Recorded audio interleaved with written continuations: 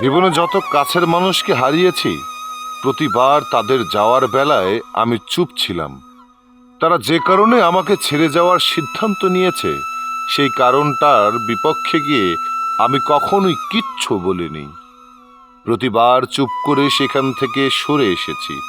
যেখানে আমাকে ছেড়ে যাওয়ার সিদ্ধান্ত নিয়ে সঠিক সময়ের অপেক্ষা করা হয়েছে, আমি যত দ্রুত সম্ভব তাদের সঠিক সময় এনে দেওয়ার চেষ্টা করেছি। আমি মনে করি কিছু কিছু সময় মানুষকে নিজেকে দিক থেকে বোঝানোর চেষ্টা না করাটাই উত্তম। ভুল বুঝলো কিংবা কখনো কখনো কোনো কারণ নিয়ে আমাকে অন্য নজরে দেখলো, আমি আর নিজেকে শুদ্ধ প্রমাণ করার ইচ্ছা খুঁজে পাই না।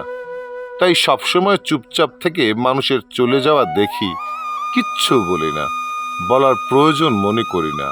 আমাকে হারিয়ে যারা ভালো থাকবে, তাদের ভালো থাকার জন্য আমি নীরবে হারিয়ে যেতে চাই, স্বাচ্ছন্দ্যবোধ অনুভব করি, খুব অনুভব করি।